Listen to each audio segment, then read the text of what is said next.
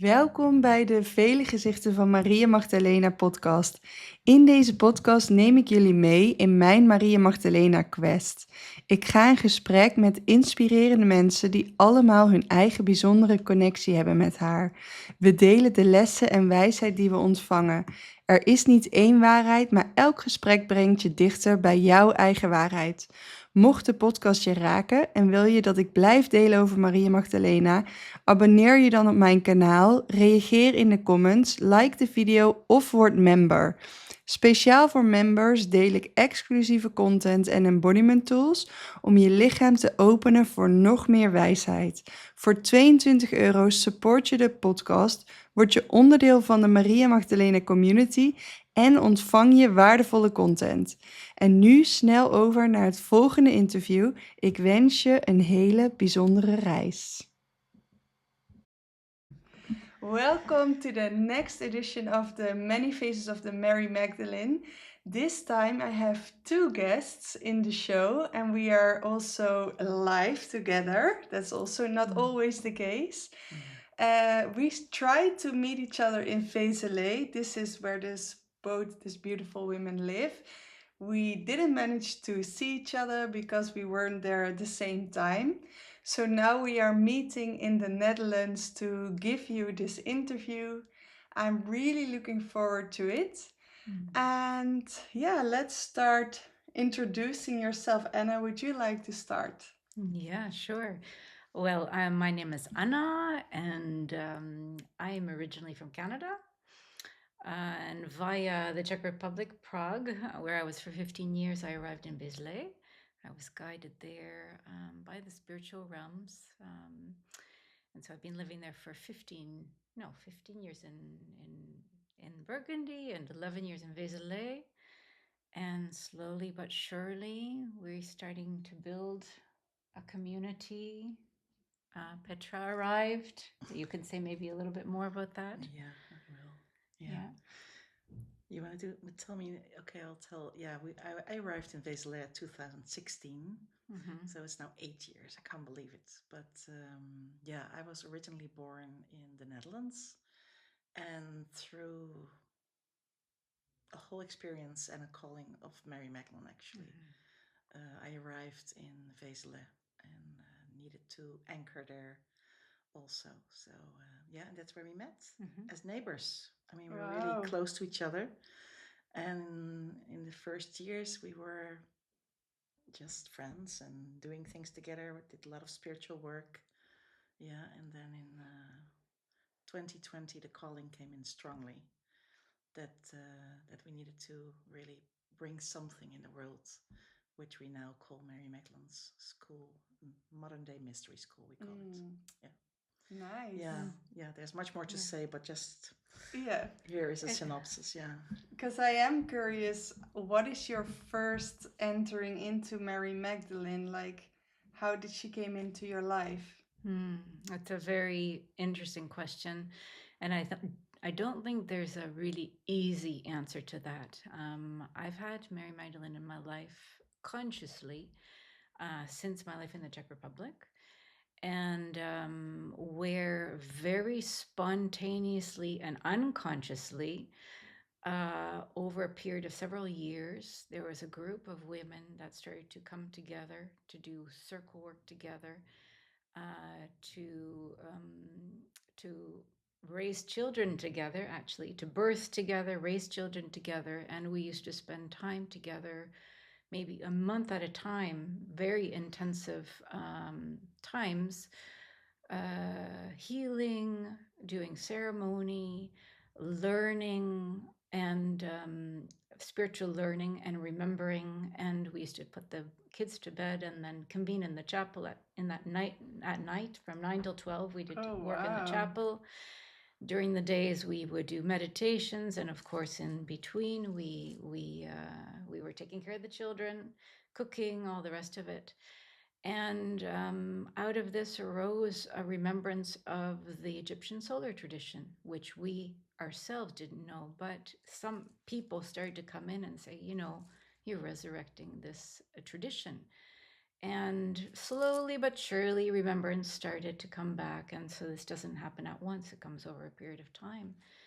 And I was doing very deep spiritual initiations with an Indian master when I was living in the Czech Republic. And at a certain point in time, my angels came in and they said, "You're going to be leaving this country and you're going to be continuing your work elsewhere." And to make a long story short, we arrived in Vezeley, which is Magdalene Center. And it was this Indian spiritual master that through the etheric realms brought me there. So, and that's a very long story, and there's a lot to say there that I think actually would be very interesting for your audience. Anyone who's interested in the Magdalene line, the priestess line, the consciousness of Immaculate Conception, creation, the mechanisms of creation, all of this, there's an enormous amount of knowledge there that is coming up to be remembered. So that's a simple answer. I just want to ask you, what is the Egyptian solar teaching? Mm-hmm. I'm going to pass that on to Petra because she's the expert in that. Whoa. Solar yoga. Yeah. Mm-hmm. Yeah, it's a lineage of priestesses that holds and practice on earth a deep remembrance of what we call Sophia Christ consciousness. That's the name that we have felt was the closest. It's a solar consciousness that is so coming from a sphere of oneness that these priestesses worked with at the time in the consciousness that was there. And we know that many of that tradition are around on the earth at the moment, have incarnated to bring that consciousness back to humanity in the ascension process we're in. And we see the last couple of years it becomes really known how important the whole solarization process is in the change of consciousness of humanity, and which, I mean, we know the consciousness of Mary Magdalene is connected to this consciousness. She has guided us step by step in this solarization process, which is not just about our son. Yes, it is about our son, but it's also about the great cosmic spiritual son that brings in this consciousness through our galactic sun into our spheres, into our body, because everything is connected, and gives us an openness of consciousness in which we can receive the memory, but also the intelligence of what Christ consciousness is about and what true oneness is about. And is this then related to the golden age? Yeah, for us, yes. Yeah. Yes, I mean, I think, we always say, take what resonates with what we say. So we speak from our direct experience here and how it is for us. Yeah. And I feel that's really important because that people do not take it for granted. Always take your own path, follow your inner guidance above anything else. But for us, yes, it is connected to the golden age. It's connected to the whole change of eras that's happening. It's connected to our soul mission, why we are bringing in the Mysterie School teachings in a way, which are teachings of life. Yeah. It's not the Western way we teach. It's a whole different way that comes from the inner realms where everything actually is. The whole, I can speak about a sun as if it is outside of ourselves, but every teaching we bring in, or every connection, or every channeling, or everything we are aligning ourselves with is always in the inside. So that's actually the basis. If there's one thing that's important to understand and really grasp, is that we're doing a 180-degree turn. We've been socialized for millennia to think that everything's on the outside. Yes. And this is what we're doing. We're in the process now of shifting 180 degrees, realizing actually the beginning of everything is on the inside. Internally. We can meet nothing on the outside unless we've already met it in the inside. It's just not possible. It's a creation mechanism. And so we're really being asked to bring back these creation mechanisms, this awareness, so that people regain their power, the real power, not socialized power, but their real inner power to start making the world according to their own inner world. But it requires spending time inside. And what is it, the real power? What is it for you? The real power is to know that we are one with the entire universe. The power of the entire universe resides within. And anything we want to create, we can create it from inside. It's not a mental creation, it's a soul creation. So, in a sense, our school is like a soul university, you could say. And then you say what you want to create. But what is the difference between what spirit has for you and that what you want as an individual? What is your view on that? You can, whoever feels the... Yeah, it's. I think that this is one of the beautiful explorations of the mystery, of the great mystery, because we are individuated sparks, lights of the one, of source consciousness.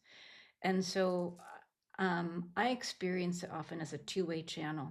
And it's not a mental process, like I say. I use my observational skills to see what on the outside may be triggering me, for example, or I feel there needs to be an evolution in a certain area.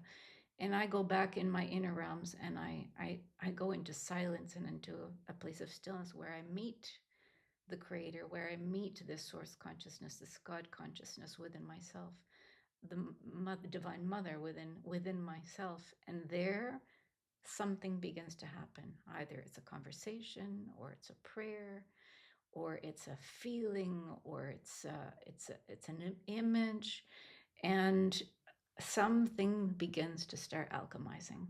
And this is what we teach often also in our school, is these processes of alchemization. So there are many, many levels, there are many, many possibilities. It's individual, it's part of the mystery within ourselves, and the infinite possibility also within ourselves to enact change in our world and create the world that we want to see. And is it then that it starts in nothing, that it starts in silence, and then the creation starts out of something? I would love to respond to that, but go ahead. Yeah, it's our my favorite theme. It's a favorite theme. Yeah, I think everything starts in the infinite fields of source, for sure. And I think in the Western world, and I mean, we speak a lot to the Western people here, of course, we're born here.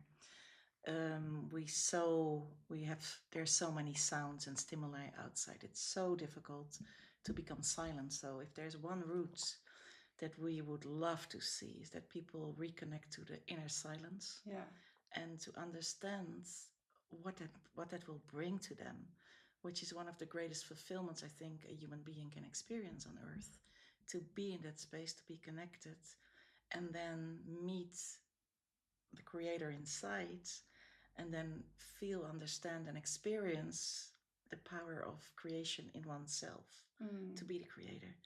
And I think, I mean, there's always the great mystery at work. We are always, navigating a field that is sometimes really known, and we have a feeling like, oh, we feel it. There's insights coming in, there's revelations, and then there's unknown territories, and then we have to trust. We're navigating these fields, and all of a sudden, the great mystery somehow answers in a manifestation, which can be very practical. Yeah, I mean, we shared about your search for a beautiful place to give birth, and you look and you search in the Western way, and when you let go and you surrender and you trust, then it comes. Can find you. So the house finds you, and it can be on any level. It can be on any human level, on partnerships, on things you just need for yourself. It can be circumstances that arrive. And we spoke about the Egyptian traditions. There's many traditions, and if there's one thing that we call it the channel that we serve, there's something specific about it, is that just the consciousness there, which is often held by Mary Magdalene, how she approaches us, is that she brings us to the edge of letting go and surrender of all the things we know so well, and then allow the memory to rise or the great mystery to rise to teach us, so we can also transmit it to others, which is a beautiful process. And there comes in the alchemy also. She, they, whoever it is teaching us what the alchemy is about in the earth plane. So that's really beautiful how matter and non-matter, light, love, principles, how they come together in a specific moment and then really manifest as a reality here.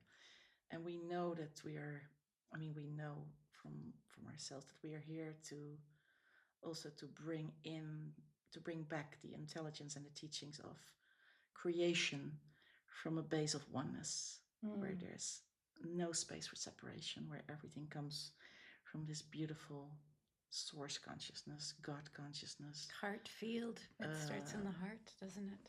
That's where the coherency comes from, so that we are moving out of the incoherent, inverted creations that we see everywhere in the world today, and moving back into coherency and into creations that are good for everyone, not good just for a few. And what would you see as a shift when that is happening? Well, we talk often about paradise, yeah, because that's what the natural encoding of our planet is paradise. If we just live in tune with natural law, we will live in paradise. There will be prosperity and abundance for all. And so we are capable of that individually when we are tuned to the natural cosmic laws, to the natural laws of this earth, of Gaia, of Mother Earth. We do naturally live in prosperity and abundance. And where do you attune to then? Because I hear there's the earth and there's also the mystery that is wider than that. So where do you attune to find that? Well, earlier you talked about the emptiness and the silence. This is where I most like to go, into the void. And in the void, this is where I also find the cosmic womb. And is then the cosmic womb, is that also for you related to the earth? Yeah, it includes everything and the potential of birthing everything. It brings me into the flow of source consciousness. It brings me into the potential of new creation, and it is by nature aligned with all of the energies that exist everywhere in creation. So Mother Earth, but also in the cosmic realms. And we're often, and this is also to our great surprise, we're also, since the beginning of the school, called very much into the galactic realms.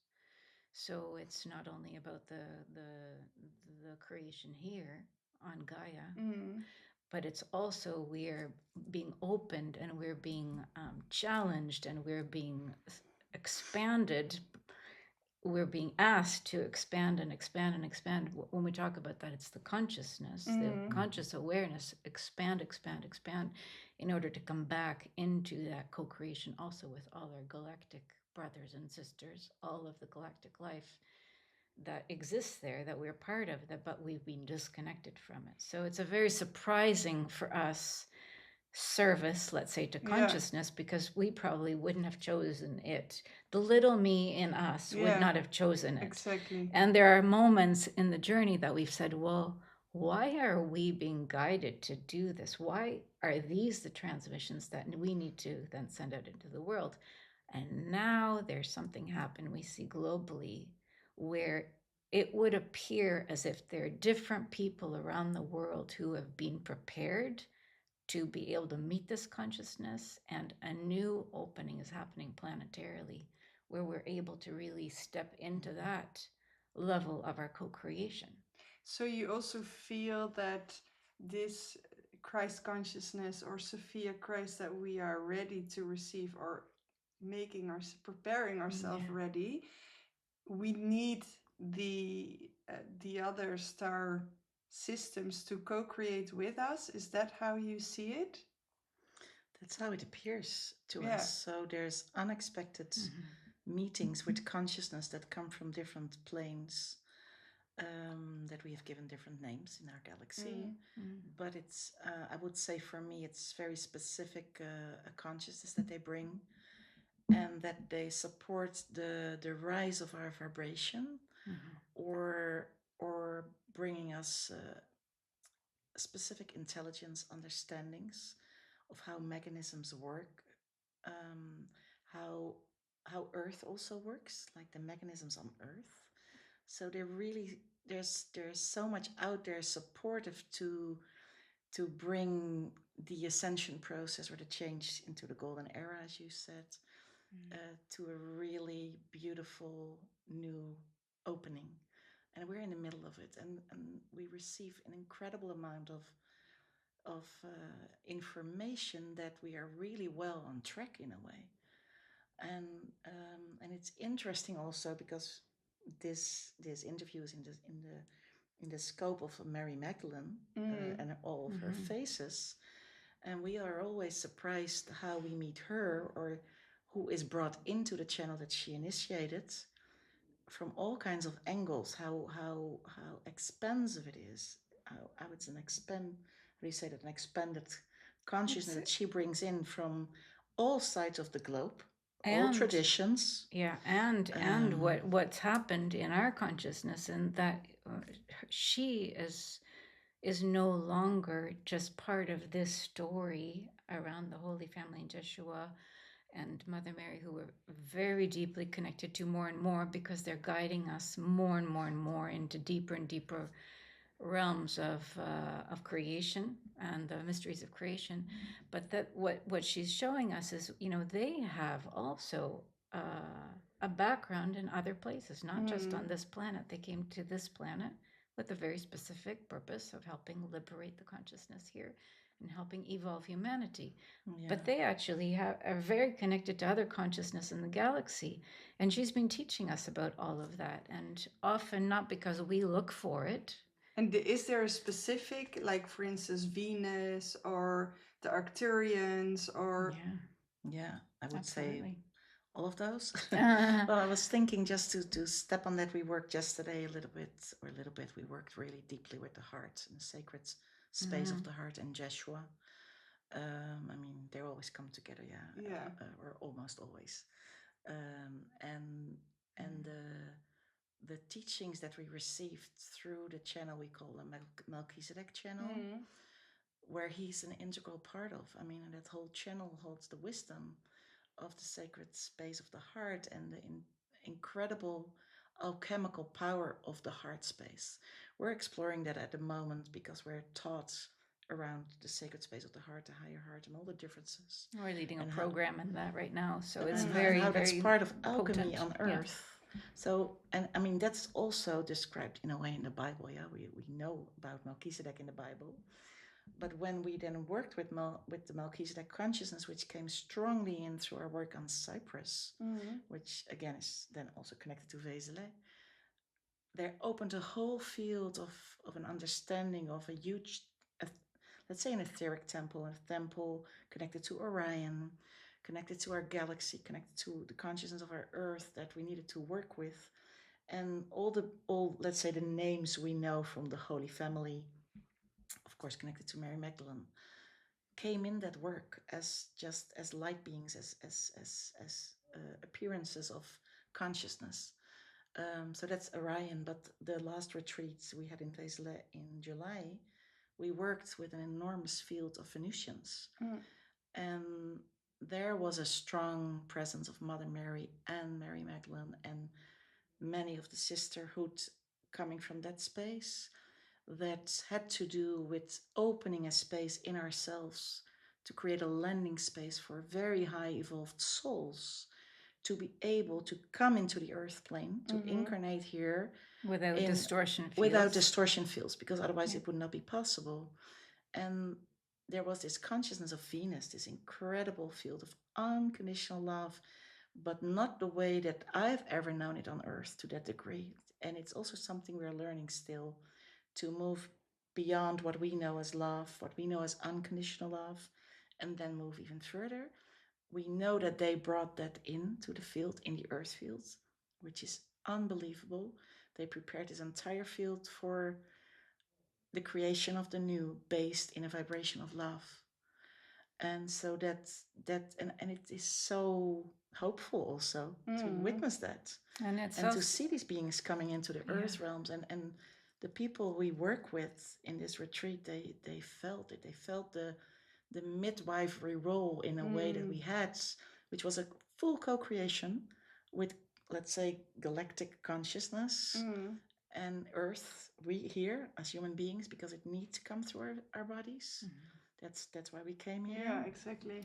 So these are kind of like, I mean, if you would have told me this years ago, I would like, ooh, that sounds really like on the edge of something, but it's, at the moment, it feels so natural, as our consciousness, of course, also opened to all of this. Exactly. I feel that there's also we are ready for it to receive these messages as well. I think, well, before you would think, what?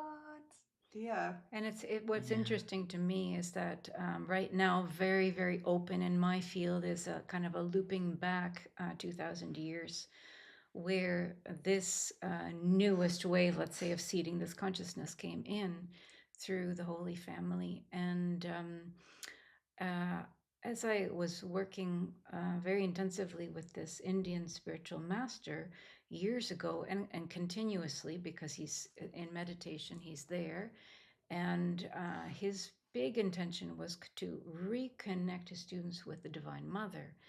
And he said, and I found this out recently, he said that the ashram that he has resurrected, let's say, in the recent times, in this our generation, there are writings by Jeshua in that ashram that have been found, but also by Mary Magdalene and their children. They were there together. And that a third of these writings stayed in that ashram, in that space, that temple space.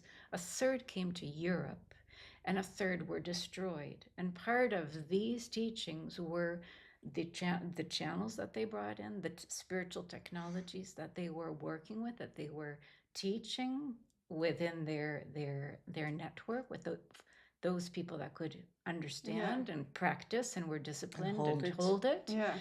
And part of those were the work with the sacred womb, and being able to, for a woman to create a sacred space in herself for a child, for a soul to come in, to have the gestation process, to grow the child in the womb, in this highly divine space where their light was not distorted within the distortion fields of our planet, and to be able to birth the child with their original highest light intact. And these were the parts of the technology, spiritual technologies, that they were aware of and teaching, and that are now slowly starting to become available to those who are interested and want to practice those technologies. And is it then light conception, or? Yeah, that's part of it. Absolutely. Part of it. Yeah. Mm-hmm. And so there's also this question that keeps coming back, because we were talking in the beginning about the Egyptian solar system. How is that related to the moon? Because when we talk, most of the time when we talk about feminine mystery, it is super related to the moon. And now I hear you talking about the sun. Can you explain, one of you, explain about that more? It's a really beautiful question. I love your question. And it's true that in the last years, we've been really, really focused on the solarization process. But from my point of view, we can't go through really a solarization process unless we go through this self-reflectedness of the moon, of the silence, of the inner space. It's impossible. That's where the solarization takes place. So without the ability to go inside, to be in one's inner planes, to be with one's inner thoughts, and being able to take responsibility for one's inner state of being, this other work has no place to land, actually. And I want to add something to that, because we're in this process of moving into oneness consciousness, which I think we will be surprised if we really step into that concepts that we may have known as very known and very true also may disappear. Can you give an example? Well, of you that? talked about the moon, about the sun. It comes in, of a tradition where we feel more the outward going light is the sun, the inward going light is the moon. I mean, that's how we experienced it. That's our reality. That's our creation here. And I'm wondering, I'm still studying it, so I'm not giving any kind of clues here that I know it, but I do feel, and when I feel it, I mean, there's research to be done, that there's something that we will be in awe of, like, oh my gosh. Because in a way, we're still also talking about a reality that is in duality, in a way. Yeah. And we're moving beyond all of these concepts. And I'm curious too. I'm really curious. Yeah, I can feel it. We can feel the resonance. We are challenged on several subjects sometimes, like, we're always being challenged. we thought it was like this. Oh, it's not like that. Oh, sorry. And then we move, and then we start the research. And I think the invitation also of the golden era, Aquarian age, whatever we want to call it, is that we investigate together inside, because we have so much wisdom, those who are on the earth plane at the moment. It's unbelievable. There's so much inner wisdom if we are ready and willing to access it, retrieve it, to and take the time to retrieve it. And if we share that as one big puzzle, which is, I think, the beautiful work you're doing, that you allow many people to speak and you voice also your own truth in these conversations, that we start to bring all these pieces of the network together and let them fertilize each other. Yeah. Because I mean, we're super grateful with everything we receive, and it's making our life super rich. And yet we feel like it's so much time now to bring that network together and exchange and see if you had the same experience. Is there something around the moon that we need to investigate that's maybe completely different than it was brought into our consciousness and our teachings? I think I think that's so exciting about this new time. Yeah, and what I also feel when you share this, like, to break down concepts that we created and maybe are not true, I can feel that actually when we are in this love, there is no polarity anymore. So of course this will fall away. And I feel that our whole creation is now so based on selling fear, you know. Like, I mean, I worked in marketing, so I know you need to start with creating a big problem where people feel like, yeah, indeed, I have this big problem. And then you start to give the solution. But what if there is no fear anymore? You know, there's nothing that resonates on this energy field. And it is only about love.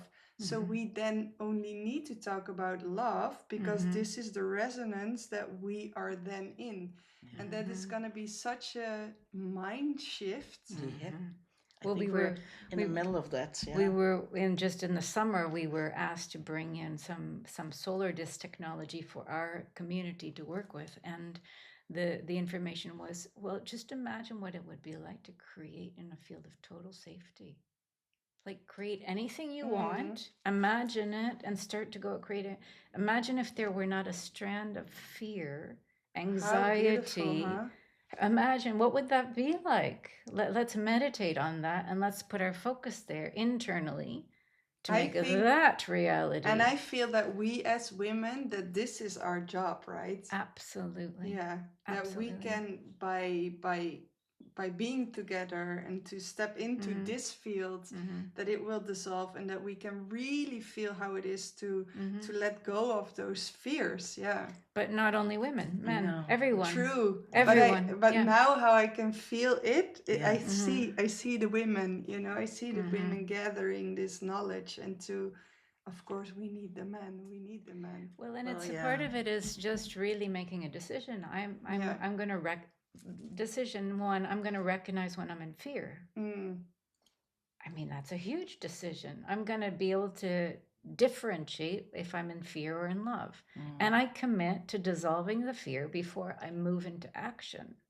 I mean, there are certain Exactly. kind of like an internal hygiene to break out of this cycle, which is in a cycle of insanity, to move back into our natural state of being as divine creators on earth.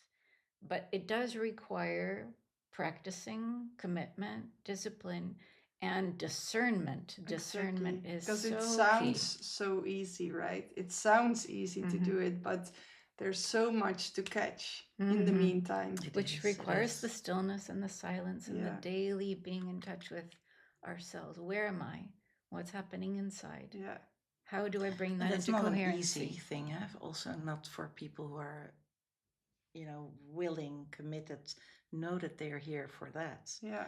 Then still have the discipline. That's not an easy cookie. No. So day-to-day practice. But I want to say something because it always arises when, also in our field, of course, we are a channel of oneness. We live in Vezeley which is a channel of divine union.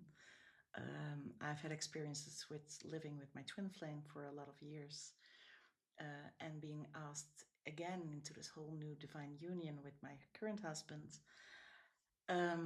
There's a lot to say about the women and the men in the channel of Mary Magdalene. And because there's the beauty is of how Mary Magdalene has come to the forefront around the entire world for so many, to allow the feminine, the divine mother, the principle of creations to really rise again, which is, a necessity on all levels, of course. And there's a lot of opening up, which is beautiful, about the role of the women to really step into the empowered woman that we are, not half men, not playing a man, let's put it like that, but really be the woman we are, and embody all of these beautiful capacities. What we noticed, and it's always been around us, but the last couple of months, stronger and stronger, as there's more attention also for the man and the man's work. I mean, you spoke with Tom in one of your interviews. He's a good friend of us. He's done an incredible amount of work, and there's many around the world who do that, to bring the empowered divine man back into the field. And we've seen that opening up stronger and stronger all around us in our retreats, which are, there's always a majority of women coming to our activities. And we see the amount of men now coming in ready to move through the process with the divine mother in themselves. Yeah, and I really love that. And that's so good. Yeah. It's so beautiful. And I feel like, so there's a softening happening and an embrace of the feminine energies. There's a love also for Mary Magdalene and all whoever represents the feminine. And I spoke with Ton about it actually a couple of days ago. Like, it feels that there is now a process happening with these pioneer men to remain their beautiful masculine energies, and at the same time start to integrate that feminine energy that is so present in the field. And I feel, when it comes to safety, I've seen so many men at the moment working on that to purify through their inner processes, to let go of I must say, almost the evil. Whatever word can we find for the craziness that's out there, or has been out there for so long. I'm not talking only about this time. And how these brave men step into their vulnerability, say yes to the commitment, which is a huge commitment, to purify these immense themes, to bring love, to bring to deep, bring, deep in the end, love to the lack of love. It's really bringing the love back. It's huge work. It's huge, and I really want to express it as an honoring also. Yeah. Because it's, there's one thing, there's a reason for being together as women, there's a reason for being together as men, but we are deeply called actually in our current work, and it's actually always been in the channel we're serving at the moment, like, bring in the men and do it together. Every person is needed. Every person is needed, because actually This is not only about women. I think that one of the things that is specific to women, and this is in a lot of the spiritual teachings, is that women have much easier access to some of these spiritual technologies and channels. So it's much easier, and for men it's harder. In general, I don't know in the Western world. Well, also. it just actually it's all over the world. This is in the Indian tradition they say it takes men 7 times as long to be able to move through all of the teachings as it is for women. I don't know why that is, whether it's the way that we're biologically built, because women are the ones that actually raise life in their womb. But it's not that it's exclusive to women. It's just that it's easier, let's say. So when men step in wanting to do this work, it's a huge applause. We are in such gratitude.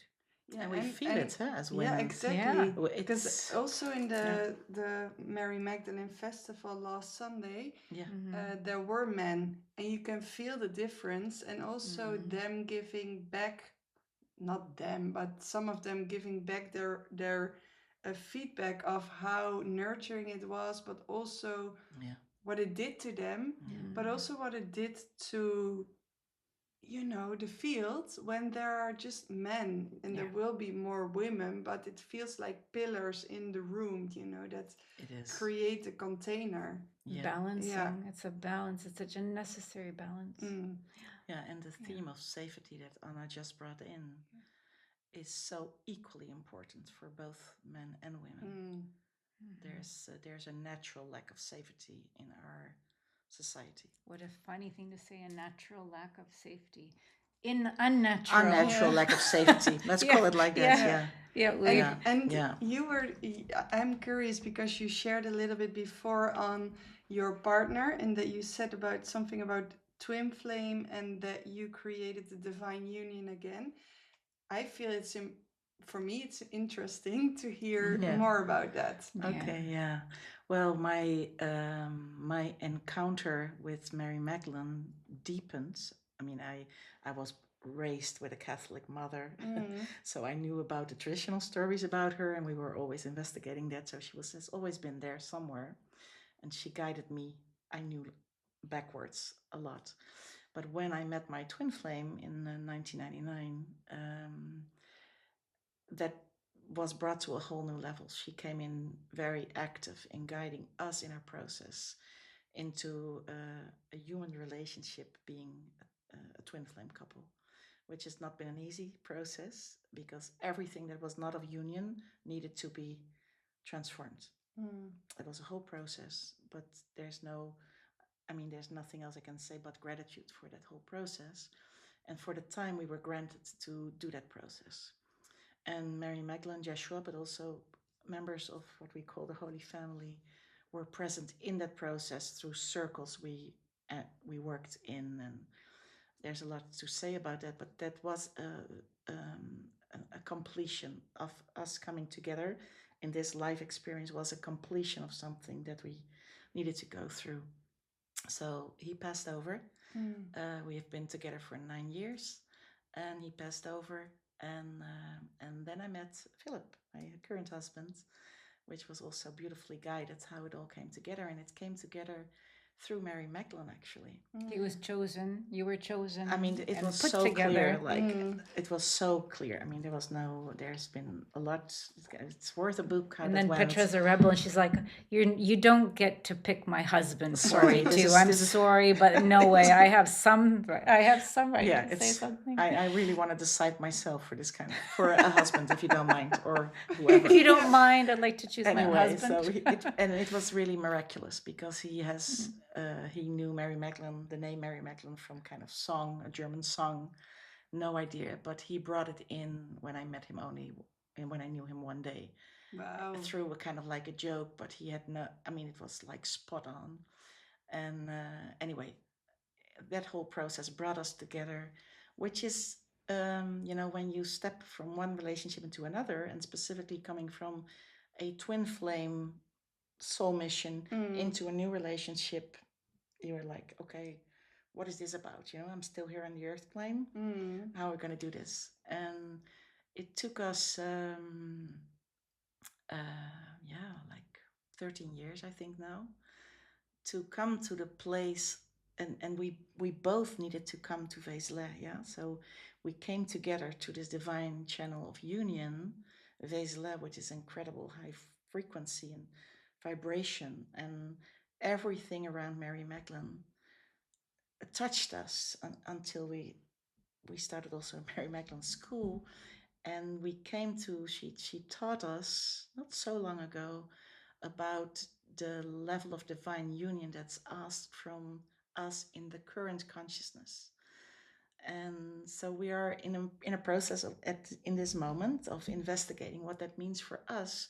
And again, like we spoke about the moon or the sun, or what is that actually, that reality, we are investigating as a couple at the moment, what does it mean to be in divine union, individualized divine human beings in the current consciousness fields? Because there is a whole new game at play in a way, through resonance and through being called in a whole new ways that are not linear always, that are not the way we know relationships. There's so much new to it, which is a beautiful exploration again around divine union. And and I feel that being always connected with Mary Magdalene, Joshua, that those are really strong in our field a lot. I mean, many others, but they teach us about this divine union. And it's incredible how generous in a way that this consciousness is, that we can feel that inside of us, how they share. And for me, it comes sometimes through full embodiment experience. So I can, in an embodied state, receive the intelligence about union, and then find a way in my life, in my practical life, in a family situation, how to create the new altogether. And So the amazing thing is that Philippe also, he quit his job. He quit his job, and he's really now stepped in since a year now to help with the school, to evolve the school. Yeah, it's a big decision. A big decision. Yeah. And so, because you were sharing about this divine union, and I feel that this topic is indeed raising, right? There is more around it. People want to know more about it, and I feel also that a lot of relationships end to find the divine union partner that is now ready to, that you're now ready to meet, which is a different kind of relationship, I feel. Yeah. But for me, it is like, does it start? I think so, but does it start on the inside? So Absolutely. you then feel this divine union, and then you translate it. Yeah. It's I mean, I have these two different experiences in this way around this divine union, to where we speak about now. I mean, it's always a topic, and I see many layers in people around us, how they work through their process of divine union. And for some, it is really the discovery of, first of all, who am I myself as an individualized person, because that is the minimum requirement to step into union. Otherwise, you dissolve, and there's no soul mission there anymore that you came in with to fulfill, in a way. So there's that level, and then there's also that longing often with people, why it's such a topic often, like, I know I need to look for union, but where is it?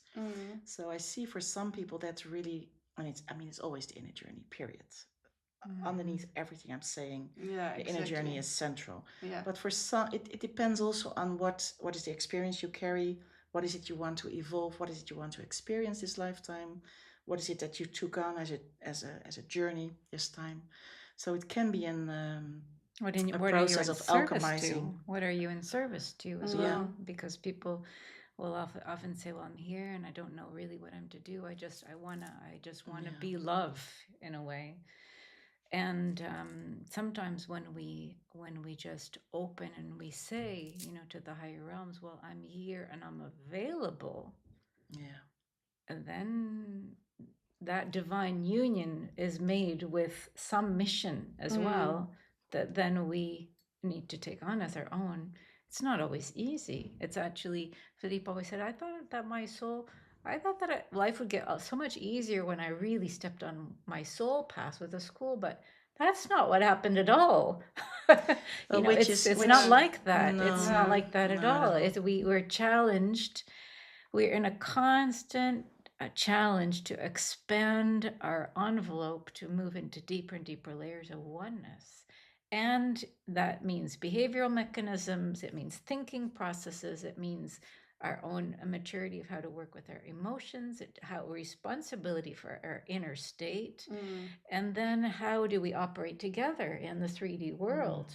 So there's so many layers, and it's fascinating. It's really fascinating. Yeah, and I want to say something because I mean the first thing I always say when people ask about a twin flame experience, don't think it's a fairy tale. No, and there's such a longing for a fairy tale. Yeah, and that's, I mean, there may be some. Yeah, but I think when you really say yes to union, you get right away everything that's not of union. Yeah, that needs to be purified, needs to be transmuted, whatever. And that is how it works. And every time you commit to an intention or a soul mission or whatever, prayer about union, the opposite rises. But I also feel sometimes, but this is a judgment, so, but anyway, I'm going to share it, that sometimes people say, yeah, but we are soul flames, and then you see them like struggling like crazy, and actually that it's too much, you know, that I think this is just an excuse of staying together. Well, actually, I think it's better to leave. You know, it can also be an excuse, I feel, to say that someone is your soul flame, but actually it's toxic. And that really requires the discernment. Yeah. That's really where discernment and being honest with oneself comes in. We need to be 1000% honest and truthful with ourselves on this path, and the deeper we go into the spiritual path, the more we need to be in integrity, 1000% purity, integrity, because otherwise we get really confused. Yeah. It's not easy to be radical honest with oneself. No, true. Because there are so many games we can play with ourselves, you know, or creating a fairy tale that is really not a fairy tale. Yeah. And I think when we pass that fairy tale stage, then the real paradise actually is ready to reveal itself. And that's beautiful. And it doesn't have to be, I mean, it doesn't have to be a horror story. That's not what it is about. But commitment is really like kind of black and white, you know. It's like yes or no. And when you say yes, paradise is waiting there for you. And yet there may be some inconveniences on the way to go through. Can you share an example, Anna, of an example that maybe comes up now of you committing to, for instance, the Mysterie school that you feel that you had the call to, but that you feel you were tested, or how do you say it? Would you say it's testing, or how would you describe that scenario? Yeah, it's such an interesting topic, this, isn't it? We've talked about this often with Petra, and I said I'm really obedient to what the light realms ask, where she's just a rebel. She's like, no is my first answer to everything. I say, yes, of course, this is my first answer to everything. So when the school came in, it was, well, obviously, of course. And for the first 3 years of working 24 hours a day, it was like, well, of course, this, I'm out of service. And then it became a lot of hours on the computer. And I was like, well, I would prefer to be in my organic garden weeding. I would prefer to be on walks in nature. I would prefer to spend some time with my kids, and all kinds of other things, just like some time to actually be off the computer and feeling more in balance. So here it is, this is my individual need, and a very healthy need, and a very healthy need. And so this has been a place where the tectonic plates, the friction is happening, but yet there needs to be this happening, but yet I individually, small me, needs this. So there's no black and white answer to how to deal with that other than really just in the morning going inside into that space of stillness and silence and asking for balance so that the way that the day unfolds can be done in as balanced way as possible. I don't like to look at my life as a bunch of sacrifices. I don't look through that lens. So I know a lot of people do. I don't like to look at my life that way. I don't have regrets, but there are challenges, big challenges. This is also to do with the whole dissolution of the timelines that is happening, and how we are grown up in linear time, getting things done. And there's no concept that there can be done things outside of this time cycle. So that's a real beautiful other area of exploration we're in. Like, okay, from a linear time perspective, impossible. We agree. Yes, we agree. So then we go inside, and then there's, I mean, it's pure magic. I cannot say it otherwise. Like, okay, just the guidance is here, the energies, fields are here. How can we make possible what is asked on all levels in a balanced way? Yeah. And then things happen. Then the magic comes in Yeah, again. I feel that this is indeed like one of the most important teachings that I can give women, because that's mostly who I work for, is that sometimes you think, yeah, but I cannot sit still because there's so much to do. But actually when you do it, when you sit still, then things can flow. Exactly. And this is such a, it's always the case. Yeah. Always. Yeah, Always. Yeah. Always. And I think you're absolutely right. It's one of the biggest, if not the biggest teaching. And deconstruction. I was saying to someone the other day, the commitment to the shift is that you're going to sit in a meditation half an hour in the morning and with your altar, and your house could be on fire, and you say, no, I made this commitment, and the fire will go out. But if you tend to the fire won't go out. So it is really that principle that happens, that the moment that we decide, then something shifts. And we need to make that over and over and over and over again, in a sense, don't we? Because the outer world, which is a projection of our inner world, or a part of us that needs transmutation, let's say, will create very dramatic scenarios on the outside to keep us from advancing into the next phase of our own soul journey. It's incredible how that happens. It amazes us over and over and over again. And I had, for example, a woman who was going to come from the Czech Republic to a workshop we did in France, and she called me a week before, and she said, I can't go because I cut my finger and I have a blood infection in my body. And she said, I'll just see how it goes. And I said, you do understand the way that this is operating in your whole system, because it's such a classic. She said, I know. The day before she was supposed to leave, she went to see her doctor, and the doctor said, if you leave the country, you're going to die. Literally. Wow. And she sat there with that. She said, I don't know what to do. I hear you. I know that my unconscious mind is making this happen. And I know there's a part of me that thinks it's true. And so I don't know if I'll come or not. And That's she said, such a hard one, huh? And then it wasn't till the next day, when a car came to pick her up to drive her to come to the workshop. She was going to enter the car, not going to go in the car, going in, going out, and she didn't know. And in the end, she did sit in the car.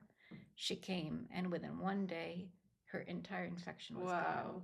Yeah. So this is how we operate. We see that over and over all the time. We can see it in ourselves. We can see it in others. The larger the leap in consciousness, the greater the drama that arises before. Wow. Yeah. And we mean it. We also meet it in when we do a program. Yeah. When we are called to bring in a specific study, a specific theme. My God. And we know it, and still we forget it sometimes. The moment we put it in, it comes in the opposite. I'm like, where are we? And then all of a sudden, one of us luckily remembers. So that's the old that we're alchemizing Just put that mentally, understand that's the old. I'm not going to spend a whole lot of time, putting my energy there, just recognizing that's what it is. But it's not easy when people are new to the work because they really believe it's a sign, for example, that they shouldn't advance. Exactly. And it is also, for me, sometimes it is also as a teacher difficult to say go, because it feels like a responsibility as well, right? Mm-hmm. And you cannot really say go because it's an internal decision for them to make. Yeah. But you can, of course, share your vision on it and to challenge them to see it from a wider perspective. It's a creation mechanism in the field of polarity that we are living in. Yeah, and this is it's a good example. Yeah, and on top of that, to share the stories, what I think is something we have not really learned in our Western society is to what we call to hold space for something. So to if a situation like that occurs, I mean, we don't know what the higher direction is or guidance is for this person, but what we can do is hold space. Yeah. That the best outcome will be there for this person's evolution, path, the path that it's taking, which is beautiful. And also with that comes also in the practice of prayer, which is also, with religion moving out of our society more and more, also prayer often disappears or has disappeared.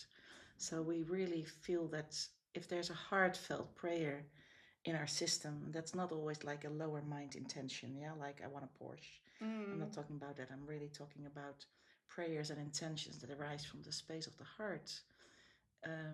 If we use that more, then also the alchemical principle will start to open up in ourselves. So we do a practice in a way of see what is our deepest longing coming from a space of oneness, not coming of a space of individual benefit or gain, but of a benefit or a plus in your life that comes from a space of your higher path, which benefits everyone.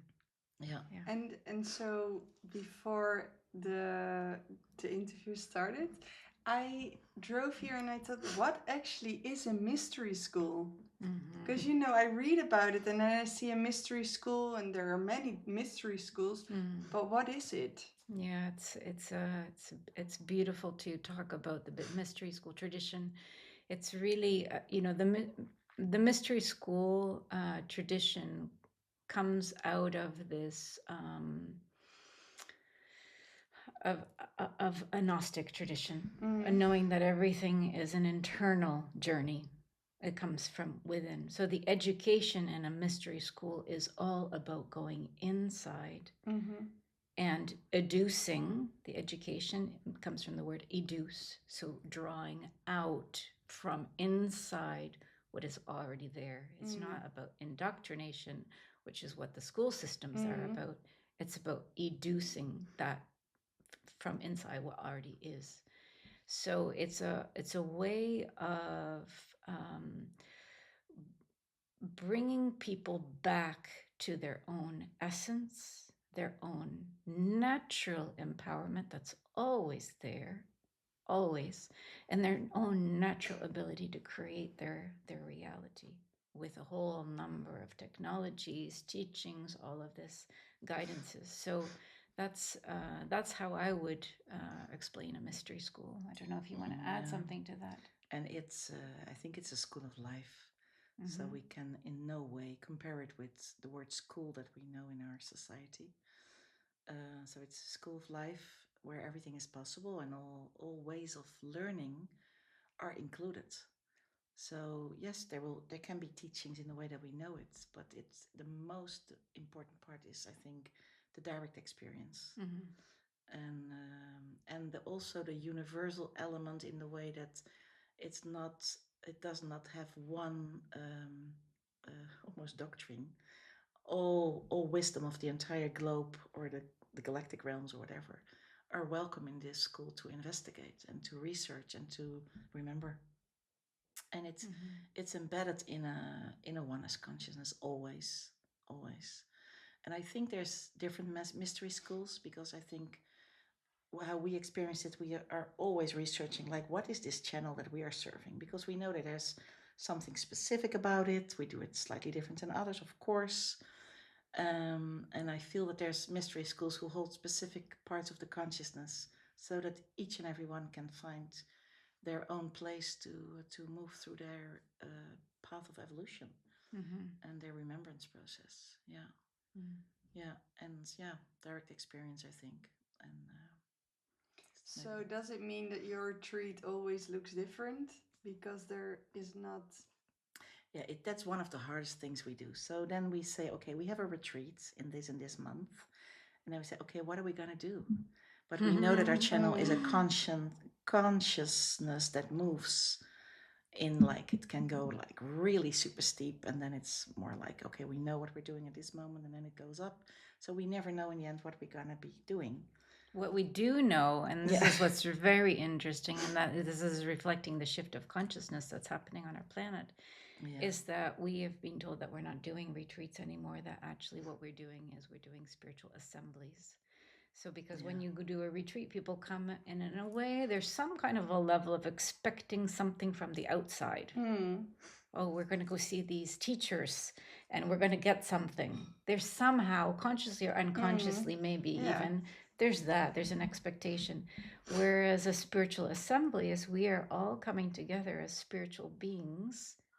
We're making ourselves available. We're in service to that which needs to happen evolutionarily.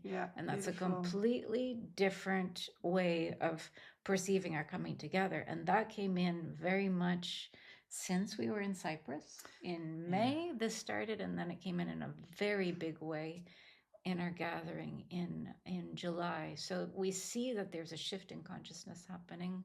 We're very much being connected to the work of the masters, the ascended masters connected to Shambhala with the planetary spiritual government. So there's an emergence happening there that was not there before. So this is also it's a topic on its own. Yeah, it's a topic on its own. We're in a continual study. You could say we're in a continual study. Every day we're doing a study. Where are we today? What's happening today? Where's the evolution today? What needs to happen today? So there's nothing to be taken for granted. Yeah. And so my last question is always, would you guide us in a journey or something that comes up that we can connect deeper to Mary Magdalene?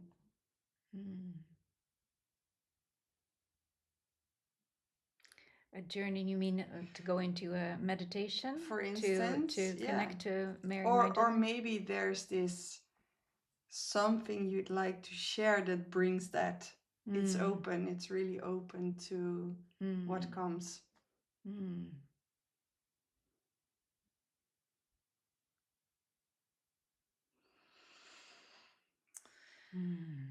Yeah. I feel the theme at the moment is to invite each and every one to connect in the current consciousness, not in a consciousness you may know, with your soul, and listen. Be silent and listen. And allow yourself to be surprised. So to stay as open as possible. I think that's probably the guidance that's most strong in this moment in time. Stay open, stay still, and listen. And the rest will unfold itself. There's nothing to do, nothing to search for, but listen. And an inner voice can come in many ways, can come as a knowing, can come as a hearing, can come as an whatever. Maybe you feel like, oh, I think this, oh, that feels really good. I mean, everybody does it in his, there's no perfected way there. Find your own way. Because everybody will receive exactly what it is that you need to receive. And in that way, it's always perfect. It may not be easy always, but it's always perfect. And to trust in that it's good as it really is, as it comes. I feel that's I feel at the moment, there's so many layers there, but I think stillness and listening. And that's a beautiful one as well, that you said, like, that you trust that it is that this moment is really perfect for you. It's always, even if you experience it difficult or as maybe something you should not have done, don't blame that. Just witness it, study it, understand that your consciousness is there where it can meet the current reality, and that is okay, and that's always a stepstone to the next level of consciousness in yourself. And if we're gonna be pounding ourselves on the head by all these things, we're not moving forward. There's a deep love that is at the basis of our life in ourselves, for ourselves also. That's the basis, I think, for opening up consciousness. Beautiful. Yeah. I don't think that I can top that. Being still and listening, and having enough self-respect actually to listen to what's coming, what's emerging from inside. My prayer is that people can honor themselves enough to listen to what's happening from within themselves, because each person is a pearl. So with that deep listening, with each person doing that deep listening, we're bringing another pearl into our creation. Beautiful. Yeah. Thank you so much, both of you. you. It was really a beautiful conversation. I really have no clue how long we are sitting here, but thank you so much for listening. If you have questions, please drop them below. We love to see your responses. I always love to see what came out for you, what was your biggest takeaway, and I will make sure that they will look at it as well. And where can they find you? I will share the link in the show notes, but can you share what is coming up for you maybe? Yeah, with great pleasure. Well, we can be found at marymagdaleneschool.com. That's our website. And in the very near future, well, actually, we're in the Netherlands for an event. We have an event this Friday at the name of the place is in Zeist. In Zeist. Voorhouse, Yes.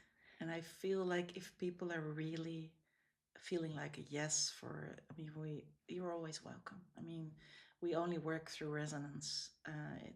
If it resonates, you're always welcome. We have a wide open heart for whoever feels like yes. So you're welcome for whatever we do and bring in the world. We are guided, and we bring it as a service. And if you feel you want to contribute, everybody's welcome. Yeah. If you feel so. Yeah. Thank you so much. There are still a lot of topics that we didn't, because we didn't talk so much about Vezeley and the community that you started there. Yeah. But maybe in another interview. Yeah. For now, thank you so much. Yeah. Thank you for all you do. Huh? Yeah, thank you so amazing. much. Yes. For your beautiful Thank work. you. Yeah. Thank you. Yeah. All right. See you next time. Bye-bye. Bye-bye.